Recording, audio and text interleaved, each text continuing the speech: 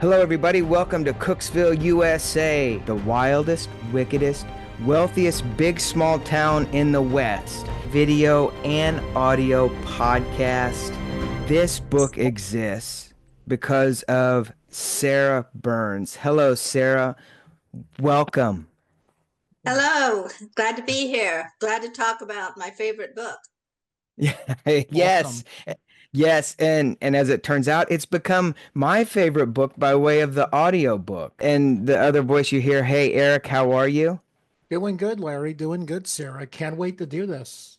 To start off, Sarah, you are obviously we know you as an author, but you're a historian and an educator. Yeah, I've hit the 30-year mark. And of Wow. course, I teach history. And I'm passionate about learning from history. And I became that way because of my personal experiences in Kentucky growing up and in Orange County continuing to grow up, and then moving to San Francisco and British Columbia, and then ending up in this town upon which I have based my book. A town That's that I told my husband at the time, I just promised me we'll never live there. Of course, as fate would have it, I needed to learn a few lessons in this town. And each time I tried to escape this town, there was something that held me here, either a marriage or a career or raising my children. And so yeah. Yeah. I have a lot of stories about this town. Yes, yes, you do. The town that we're talking about is Bakersfield, California, and that is what your book, Cookesville, USA, is based on, right? In a historical fiction way. It is very closely, and for those who live here, they know very clearly Bakersfield, California. Wow. And I've been here for decades. I've been a part of the community in many directions, as far as um, at one time being a member of the Chamber of Commerce, serving on committees in the Wow. Chamber of Hmm. Commerce, playing tennis all around town. That was my big deal.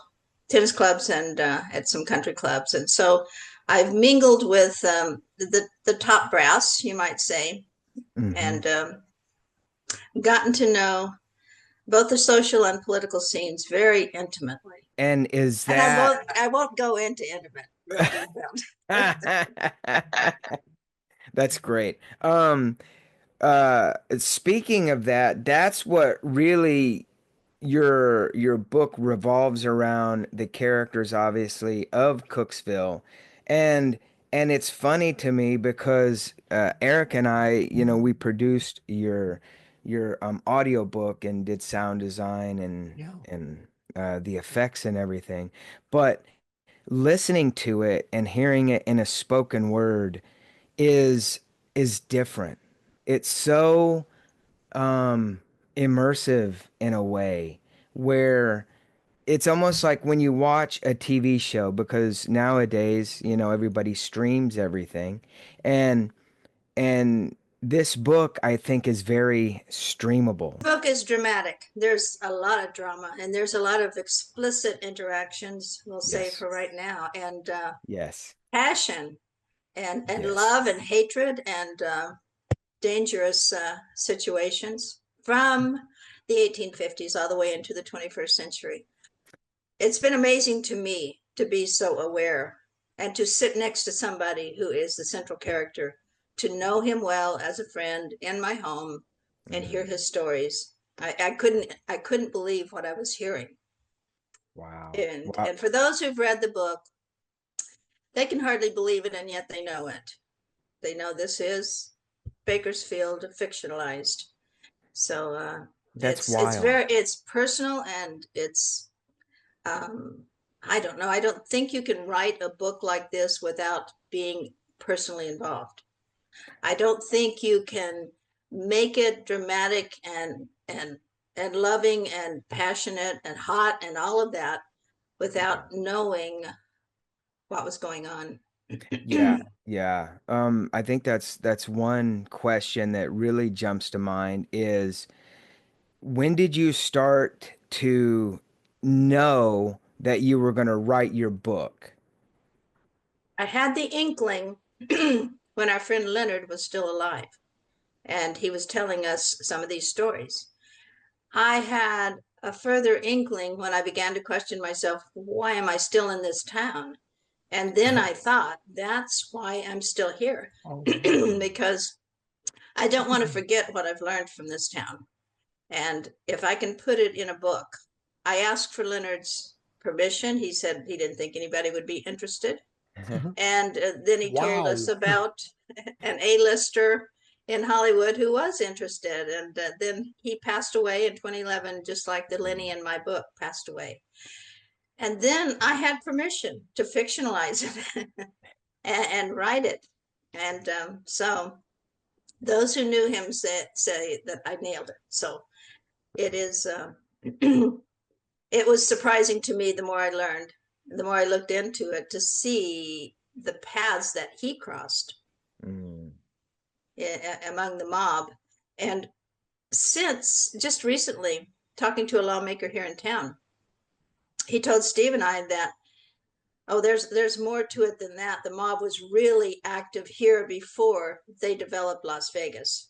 So Really? that's exactly why he became a G-man here in town, and then was taken over to Vegas to be a G-man when Bugsy Siegel was in charge of building the Flamingo. So Wow. yeah, they were very active, and that's why you see, as you see in my book, but it's real.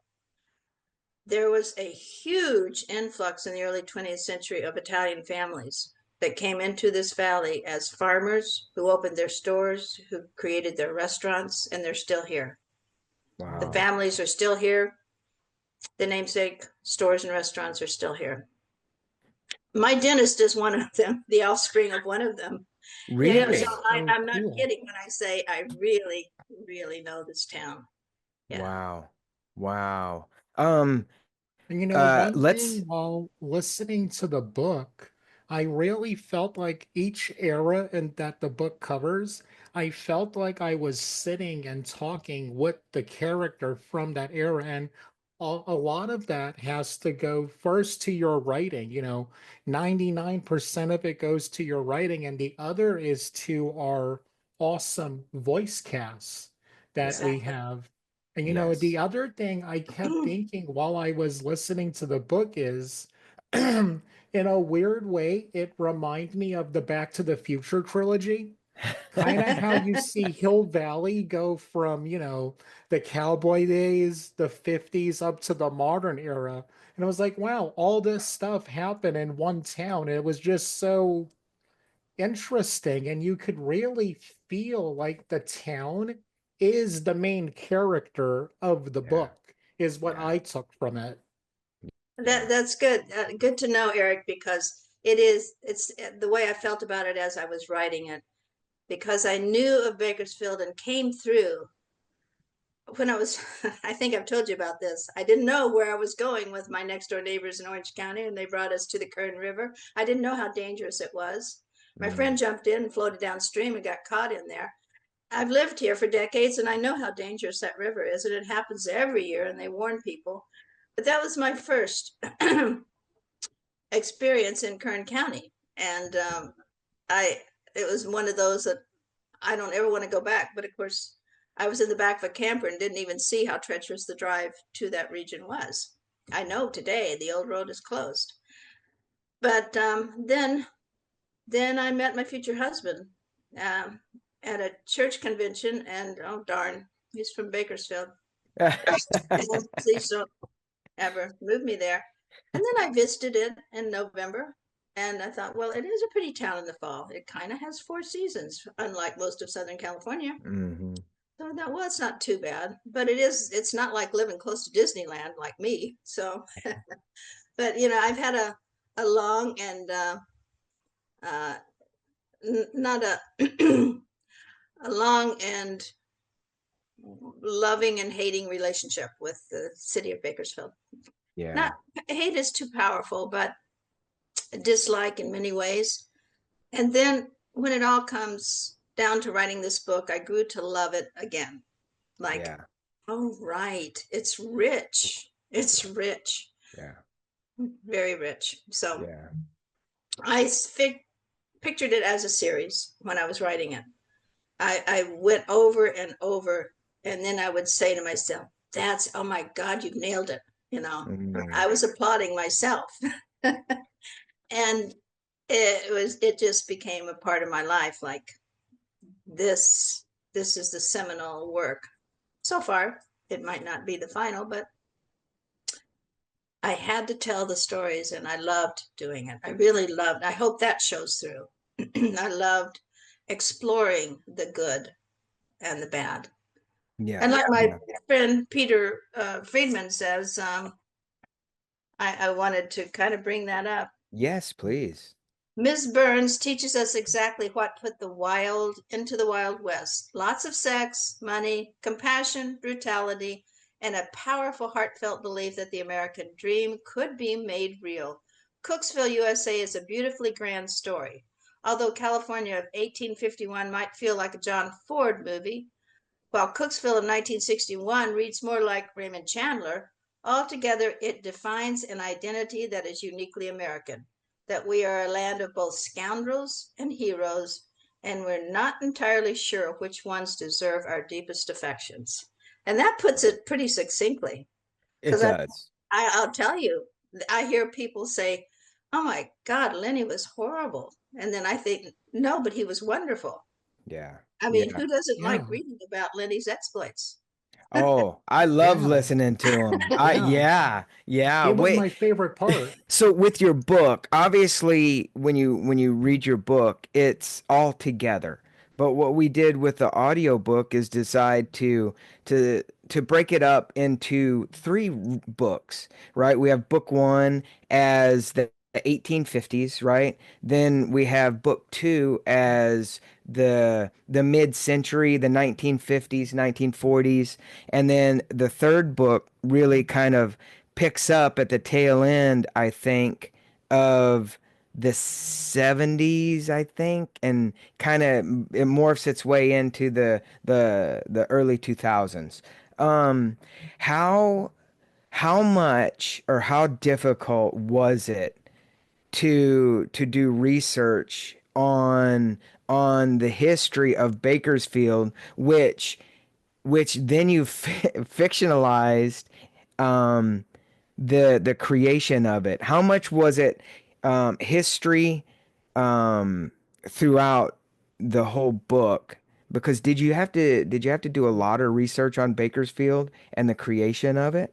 Not really, because of the decades I've lived here. I had to get some fine details, fine tuning. However, I've been, as I said, I've taught history for 30 years, and there are several semesters that I've taught California history, and I loved it. I Mhm. love California history. It is, it was put on the map with the gold rush, Yeah. and it was part of that set Treaty of Guadalupe Hidalgo. It became a territory with that whole Spanish cession absorbed into the United States, and then from territory to state.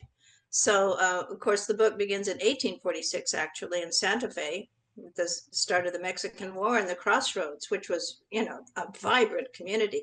I Yeah. didn't think teaching women's history, I didn't think very many people knew about that woman, Latule's, Doña Gertrudis. Hmm. Oh Hmm. my gosh, what a character, right? Yeah. And I'd Yes. already been teaching, I created the first women's history course to be transferable. Other people have said, oh, wait a minute, I taught women's history too. And I said, yes, but this was the first women's history course that could be transferred to a Cal State or a UC Oh because it wow. had the right context. So that was my focus as an undergraduate and a graduate student. And so I knew her so well. Mm. And I thought, my gosh, this is a perfect start, this little crossroads. And then a lot of people did follow that Santa Fe Trail all the way to the gold fields in 1849. So it it just made, I love Wild West stories. We were in the midst of Yellowstone when I was writing this book, and I thought, oh my gosh, I can Yeah. see this being a Yellowstone series. It's Yeah. got the blood and guts. Yeah. It's got the stamina. Yeah. Yeah. It's got rich stories. And here in town, the people that know this town well know that that's true. These Yeah. stories are based on real characters and events, which is shocking, right? Some of the Very, some of the very. some of the murders are very shocking.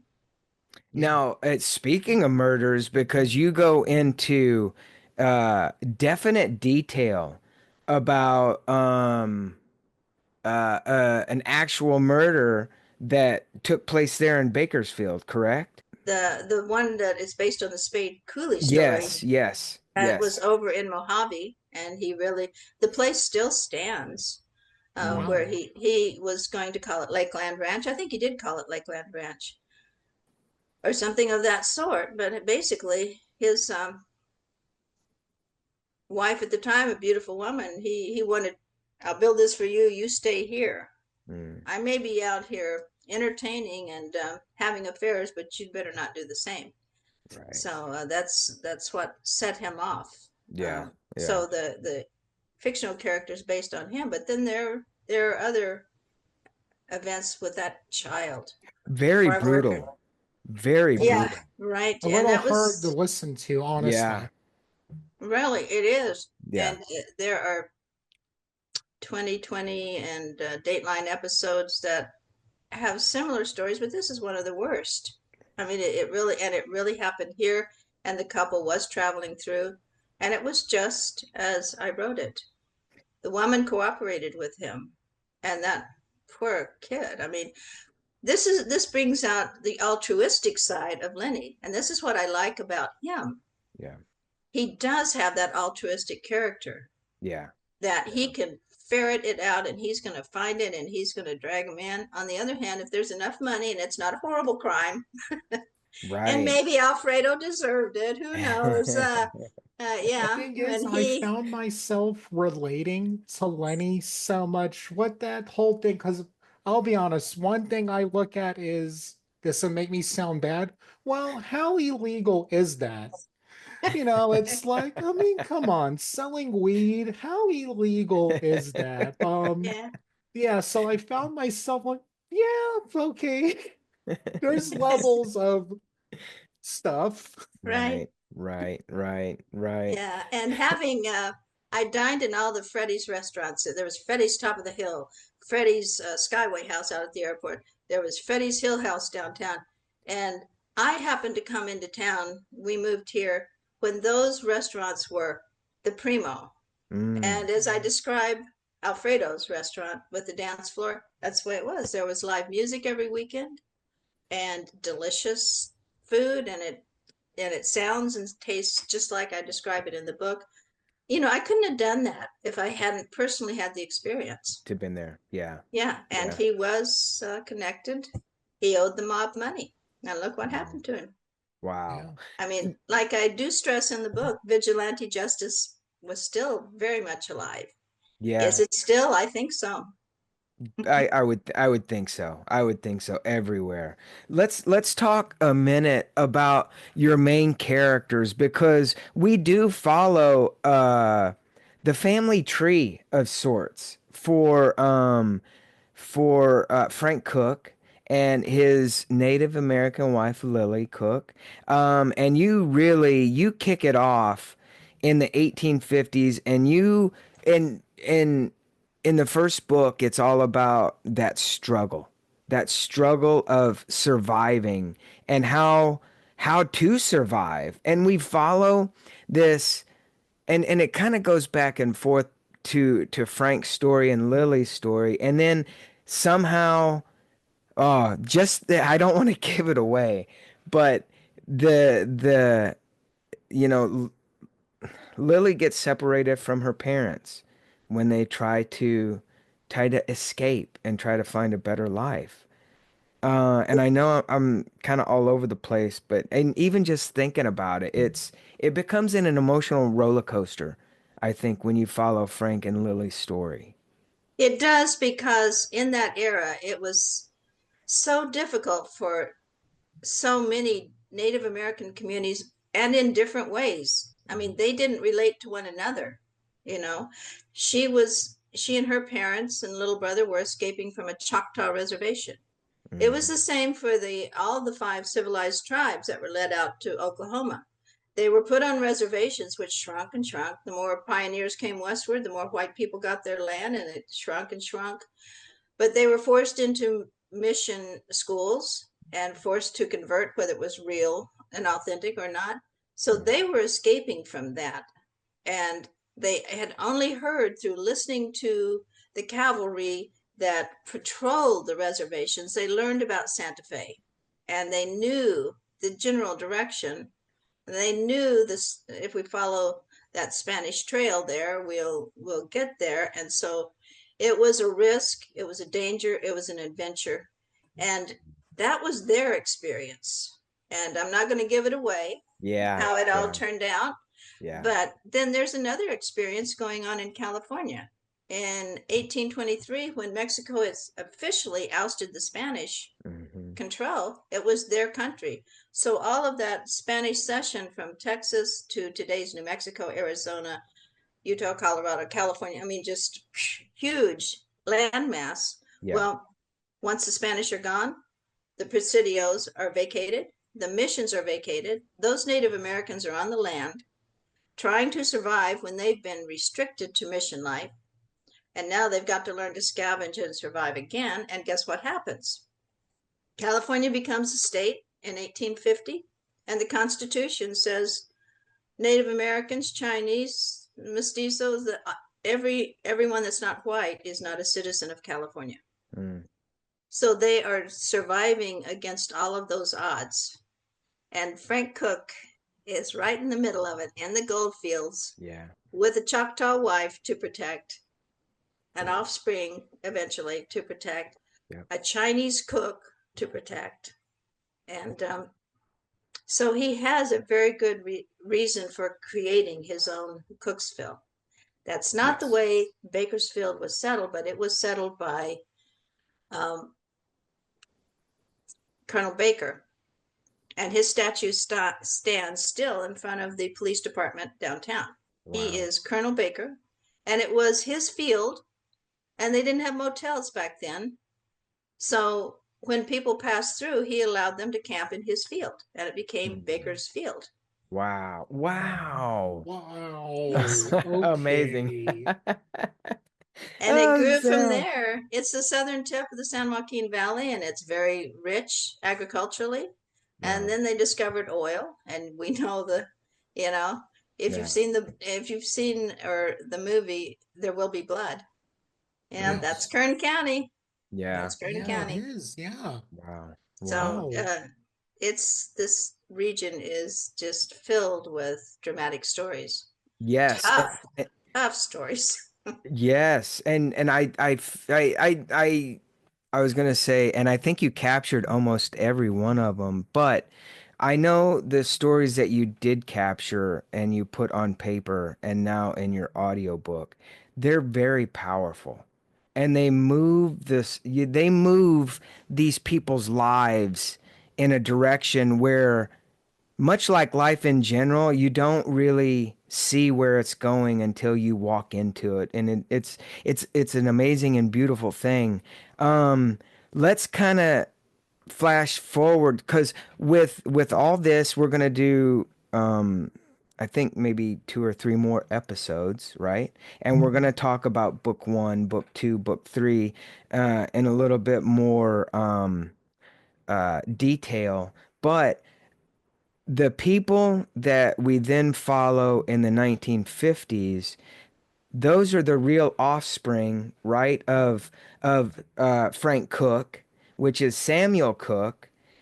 He's a lawyer in town. Now the Cook family is one family that is completely fictional, and I created them in order to give the reader hope all along the way. Yes, and you do. As we wade through some some horrible crimes, you want to feel.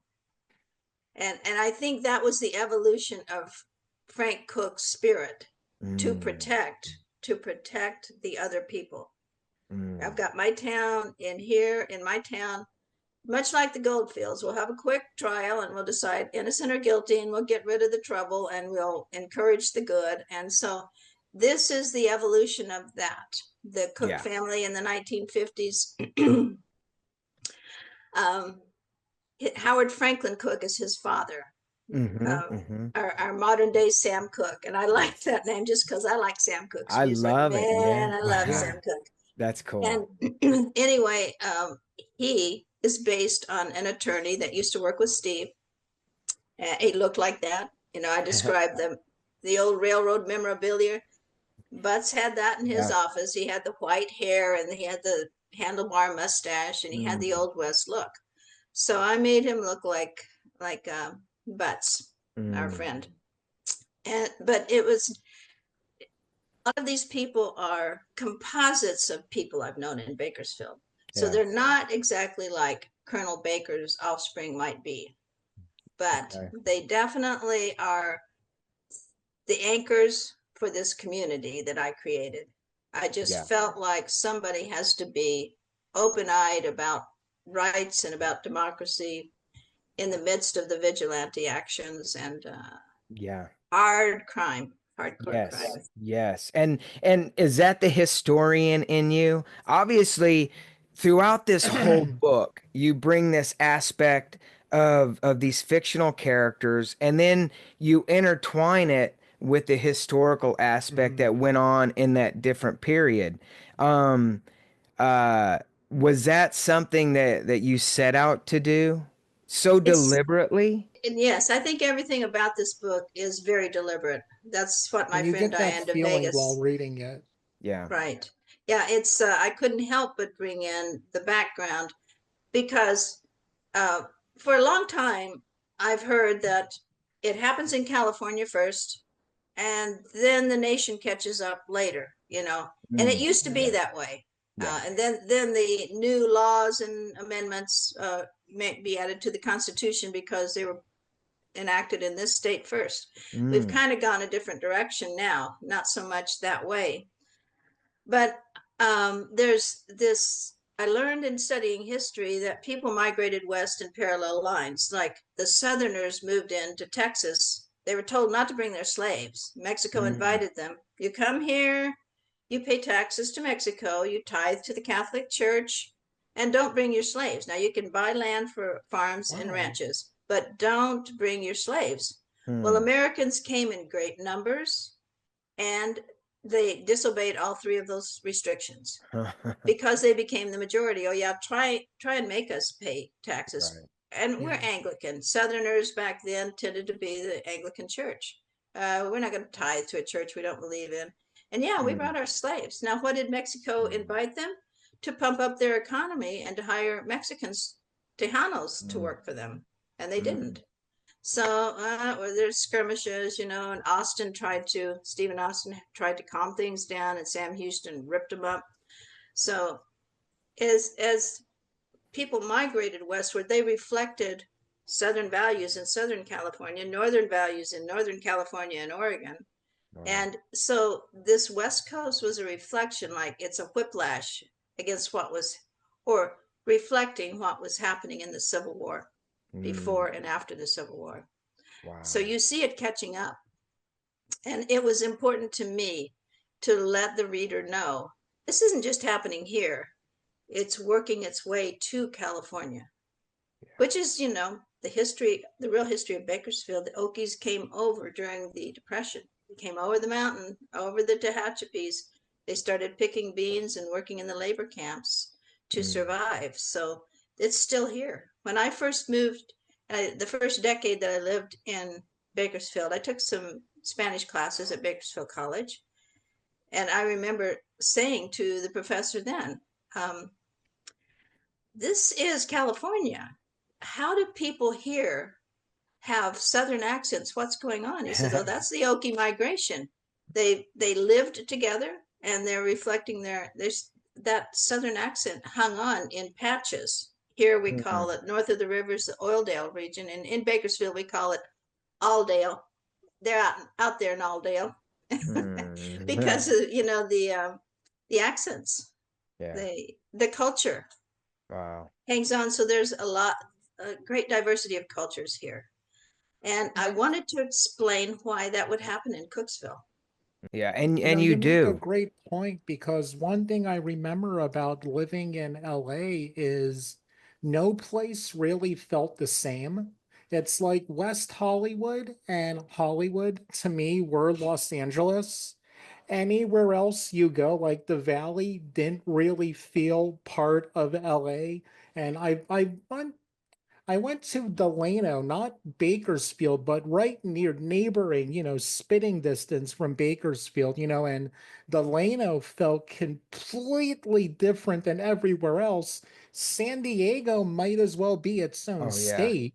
Oh yeah. That's the vastness of California, whereas Hmm. where I live now, New York and New Jersey, it pretty much feels the same. You're Exactly. gonna hear the same accent wherever you go, but California, because it's a melting pot of different cultures. It is very true. Like Delano is, there's a very strong Filipino uh, population in Mhm. Delano, and some of the out Arvin, Lamont, and Shafter and Wasco. Shafter and Wasco run together, and they're out in the farming community, and there are a lot of Hispanics there because they've gone from the labor camps to owning homes to moving um, up the ladder, you might say. Yeah.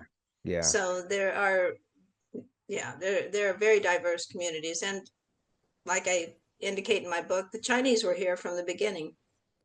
Yeah, That's and wild to know. right, and there are so many. When I tell somebody like an attorney, a leading attorney here in town, who after Aaron Brockovich exposed the problems out there with PG&E and teamed up with another attorney, the people were not all taken care of, and they made a fortune filing against PG&E for more people that were suffering from that exposure, the Wow. poisonous exposures out there.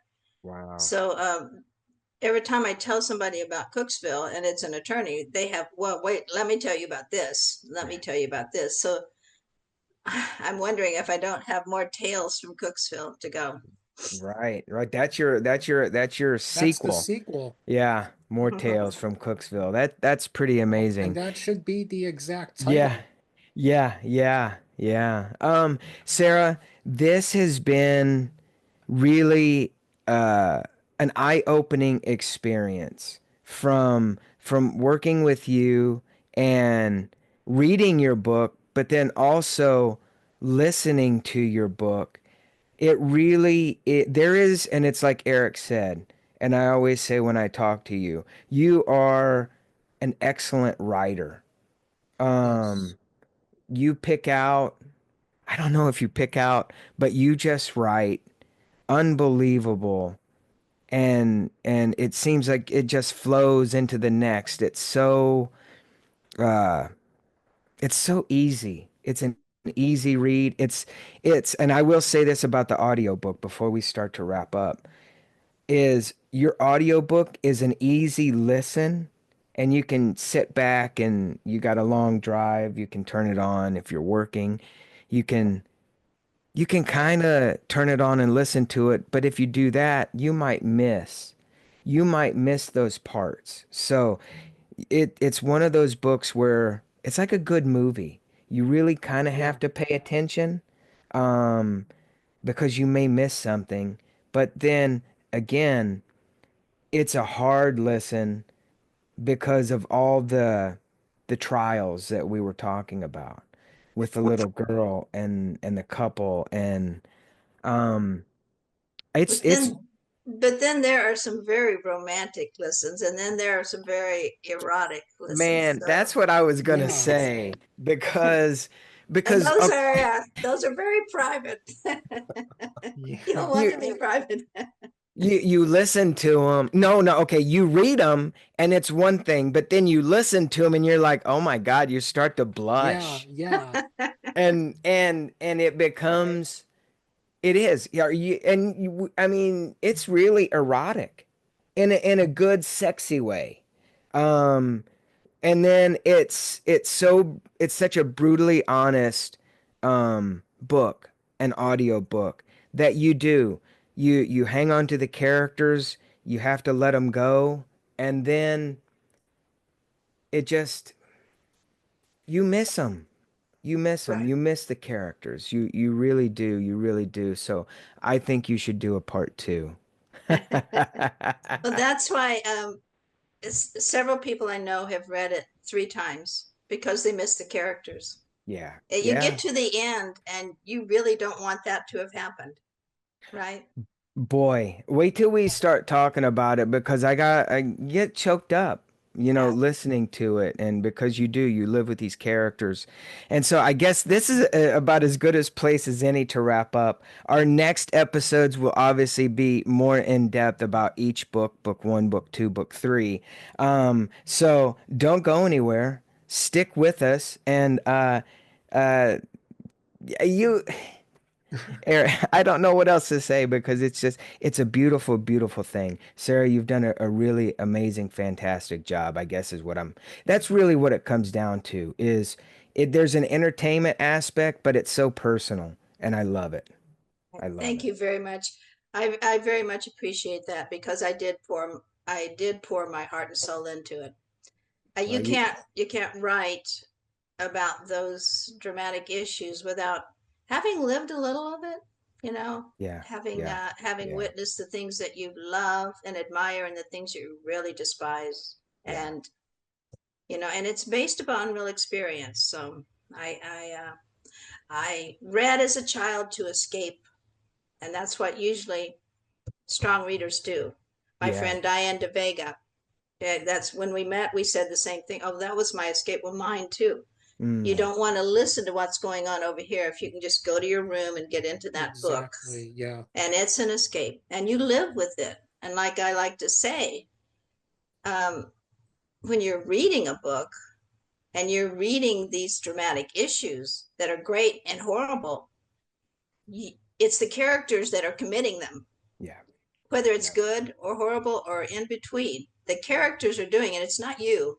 yeah, But if you can relate to it, you've seen it happen or you've experienced it. And so, but it's a delicious way of letting somebody else do it for you. yeah. That's right. That's right. That's right. The I, scoundrels that we love are doing yeah. the things that we wouldn't do. Yes, yes. And we're working on a couple other things, but it really is. It's about how the Wild West was tamed. It's about the action and the adventure, the erotic, the sexy, the sensual, and all these stories are ripped from the headlines of Bakersfield, California, Yeah. really Cookesville, USA. So Okay, I just want to thank both of you for your hard work and putting together a really unique and beautiful Audible book. I don't think I listen to Audibles all the time, and I've never heard a background that brings it to life so well. It matches the spirit of the book. All 3 books, the background really brings it to life like a streaming series that you want to see on the screen, and that's what we want as well. yes, yes. Thank you, Sarah. Thank you for that. And thank you for trusting us with it as well. So Yeah. thank Thank you. you so much for that. Thank Thank you. All right, you. everybody. We will join you in the next episode.